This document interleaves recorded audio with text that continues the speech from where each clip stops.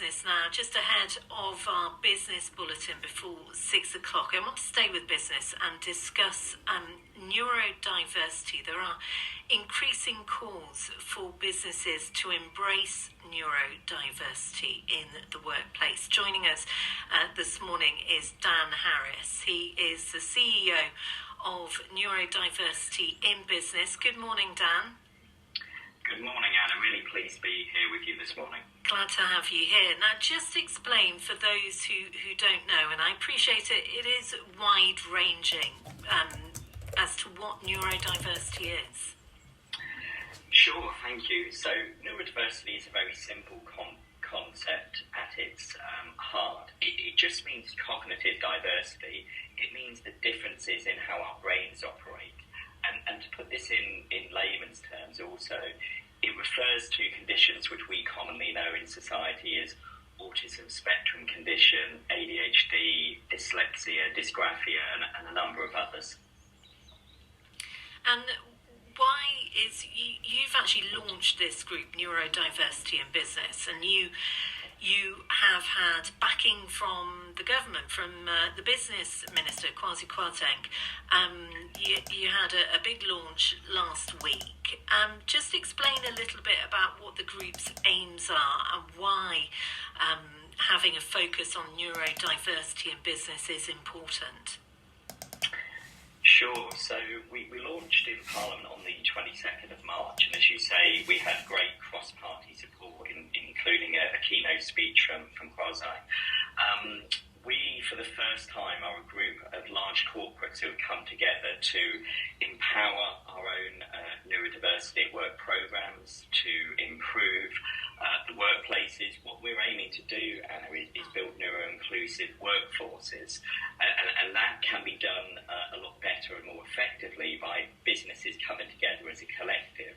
So I'm really proud of the overwhelming uptake from really big name household names across the UK and Europe.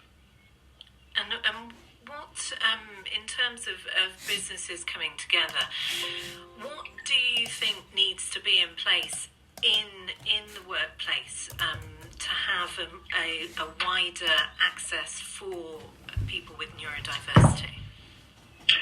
I think there were kind of three key and common themes. There's the piece around recruitment. So how do we make sure that recruitment practices actually enable us to recruit the top quality talent that is out there that traditional recruitment practices have failed or act as barriers to? I think the second aspect is around retention. So you will have 15 to 20% of your workforce who are on the neurodiversity spectrum already. So it's around how do you actually enable them to come into work and thrive rather than just survive. And as we know, businesses are in a war for talent at the moment. So it's really important that you retain your top quality talent and do it in a sustainable way. And then the last strand is around empowerment. So we recognise that as big businesses, we have a unique position in society to affect the change that we want to see. So it's very important that the UK and Europe's leading employers are actually taking forward this topic and showing broader society that neurodiversity does not need to sit in the too hard to deal with bucket anymore. Yeah, it's interesting, and I think it's something that increasingly more businesses will be looking into.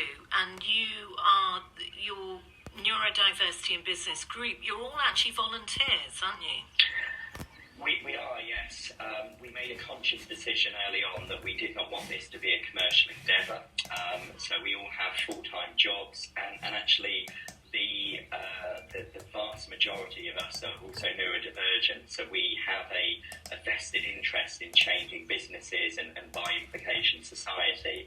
And I'm really pleased also that the fantastic success we've had is a credit to those neurodivergent volunteers, showing them that they can actually deliver something really, really impactful. And you have had that backing from government, including, I think I saw at your launch last week, Matt Hancock as well, because he has talked personally himself about his dyslexia.